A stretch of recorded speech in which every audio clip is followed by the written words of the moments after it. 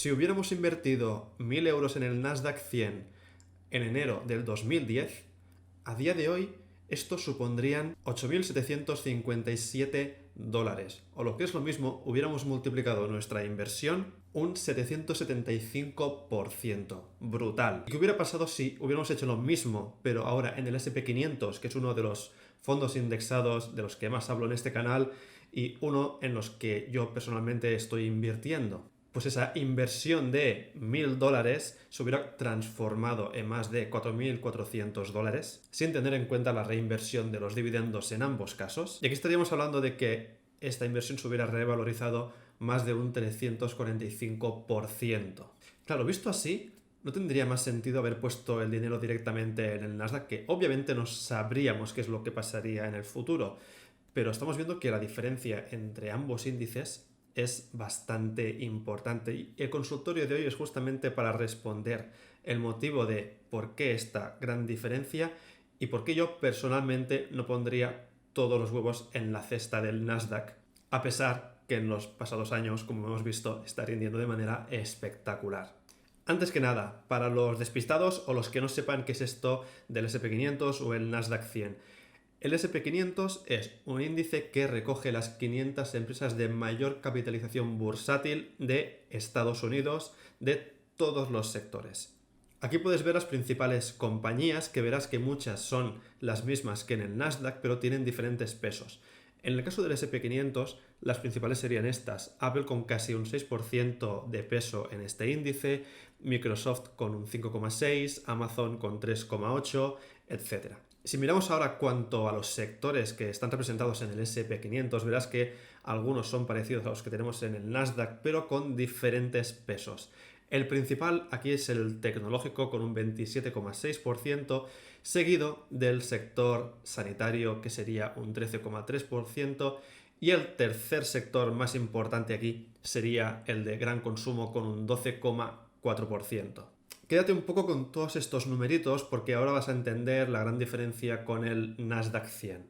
El Nasdaq 100 se lanzó en el 1985 y está comprendido por las 100 empresas no financieras más grandes del Nasdaq Stock Exchange. Vas a ver aquí una de las principales diferencias, y es que, aunque algunas empresas son las mismas, el peso que tienen estas es mucho mayor, por lo que antes veíamos que Apple tenía un peso de un 5, pico por ciento y aquí tenemos que representa un 11,35%.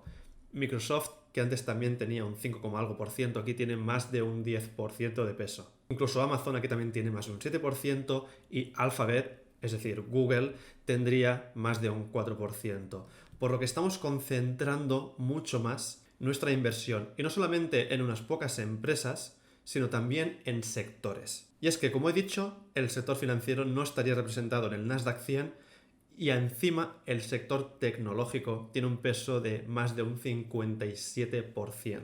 Este gráfico me gusta porque representa la esencia de ambos índices. Por un lado, la diversificación que tiene el SP500 y por el otro, la gran concentración que tiene el Nasdaq y que por ello se explica su éxito, pero también sus pasados fracasos. Es que el sector tecnológico, que ha sido el que ha liderado las bolsas a nivel mundial, obviamente es el que está impulsando esa gran diferencia entre el SP500 y el Nasdaq. Como puedes ver aquí, el impulso que tiene este sector está haciendo que se vaya desmarcando cada vez más respecto al SP500 hasta el día de hoy, donde tenemos empresas como Nvidia que se están revalorizando de manera brutal gracias a la irrupción de la inteligencia artificial, a la necesidad de semiconductores y a las expectativas de futuro que tiene esta tecnología. Esta tabla te muestra las FANG, que son las 5 grandes empresas tecnológicas que tendríamos en el Nasdaq y que explica el porqué de esta gran revalorización de este índice. Y aquí puedes ver cómo en los últimos 5 años empresas como Apple ha multiplicado por más de 5 veces su capitalización bursátil. Lo mismo con Netflix. También tenemos el caso de Facebook, que han sido casi 3 veces su multiplicación de capitalización bursátil. Y luego tendríamos Amazon con casi un 5 y Alphabet con un 3,79 veces. Todos estos datos creo que son del 2021-2022. Los pesos han podido ir cambiando. Algunas empresas han crecido mucho, como decía en el caso de Nvidia, pero para que tengas un poco la idea de lo que está sucediendo. Sin embargo, el hecho de concentrarnos tanto en un sector como el tecnológico y también en pocas empresas nos puede traer buenas noticias cuando todo va bien, cuando va todo sobre la marcha.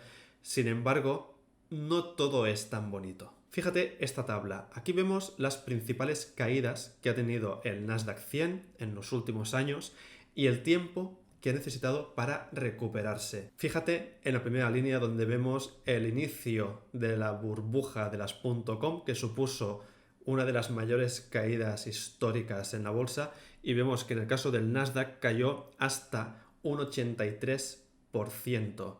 Es una caída brutal y vemos que tardó más de 3.292 días, repito, 3.292 días en volver a recuperarse. Te lo enseño así gráficamente, donde puedes ver el inicio de esta caída, que veíamos que era en marzo del 2000, y ves que todo este periodo de aquí, si tú estabas invertido o empezaste a invertir justamente en el pico, has tardado más de 5 años en solamente volver a recuperar tu inversión inicial. Esta no es la única caída que ha tenido en los últimos años. De hecho, podemos ver como en el 2021, en noviembre, empezó una caída de más de un 35%, que tardó en este caso 243 días en recuperar. Sin embargo, si ahora nos fijamos en el SP500, que pobrecillo estábamos viendo que cuanto a rentabilidad estaba muy por debajo del Nasdaq, pero viendo las mayores caídas y el tiempo que ha tardado en recuperar,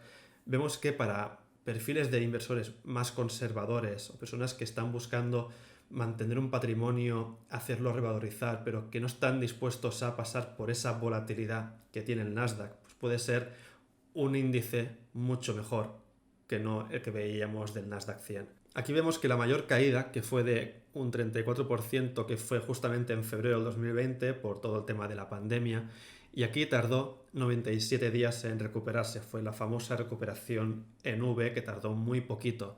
La recuperación más lenta fue en el 2022, que también veíamos en el Nasdaq, también fue un año bastante malo, y vemos que fue una caída de un 24%, que tardó 297 días en recuperarse, casi un año. Pero obviamente no tiene nada que ver esto con lo que veíamos anteriormente del 80 y pico por ciento de caída, que estamos hablando que es casi toda tu inversión. ¿Significa esto que, viendo que el Nasdaq es mucho más volátil y que el SP500 es más estable dentro de la comparación y que está mejor diversificado y que por ello puede ser una mejor idea para invertir?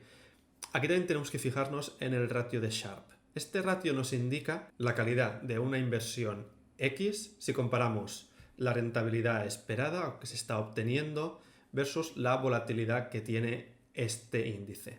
Este ratio, cuanto más alto, mejor, porque indica que en comparación con instrumentos de renta fija está obteniendo un rendimiento bastante bueno. Y en el caso del Nasdaq 100 puedes ver, si miramos en los últimos 5 años, ha tenido varios periodos donde este ratio de Sharpe está siendo bastante mejor que el de su competidor, el del SP500. Visto esto, si ahora estás interesado en invertir en el Nasdaq 100, te voy a enseñar 3 ideas para hacerlo, 3 fondos ETFs con los que puedes invertir en este índice. Uno replicando específicamente el comportamiento del Nasdaq 100, otro que replica pero distribuye los dividendos y otro que replica el índice pero que cubre la divisa, porque no olvidemos que aquí estamos hablando de dólares, por lo que también tendríamos que tener en cuenta el tipo de cambio, así que estamos añadiendo un poco más de una posible volatilidad en esta inversión. Para ello usaremos el broker de Scalable Capital, que es el mejor broker para invertir en ETFs, y no lo digo solamente yo, también lo dicen los premios Rankia, por ejemplo, y es que además de que es súper económico, tenemos más de 1900 ETFs para escoger, por lo que podemos buscar el Nasdaq y decir, oye, quiero un Nasdaq que distribuya dividendos, o quiero un Nasdaq que los acumule o que cubra divisa. Y además, para evitar todo este riesgo que hemos visto, esta volatilidad que tiene el Nasdaq, el peligro de meter todo el dinero de golpe y comernos esos 3000 y pico días sin obtener una rentabilidad positiva, también podemos planificar una inversión y decir, oye, voy a invertir 50 euros al mes, 100 euros al mes. Lo dejamos automatizado y hacemos que el dinero vaya rindiendo y compramos el Nasdaq a los diferentes precios de mercado durante el periodo que queramos. El primer ETF que te quería enseñar es este de aquí. Este sería el que busca replicar exactamente el Nasdaq. Es un ETF que encontraríamos de la gestora BlackRock, de las más importantes que tenemos a nivel mundial. Cosas importantes que te quiero enseñar: costes anuales, un 0,33%, lo cual está bastante bien. Método de réplica física, es decir, el fondo compra directamente acciones de las empresas, no trabaja con derivados ni nada parecido. Y lo que te decía es que no cubre la moneda. Si tú quieres algo parecido pero te gustaría que los dividendos te los paguen a ti, tienes esta alternativa que puedes ver que dice DIST, eso quiere decir que los dividendos los van a distribuir. Los costes son un poco más baratos, es un 0,30 y vemos que la distribución se hace de manera trimestral. Cada trimestre van a ir distribuyendo los dividendos de este ETF.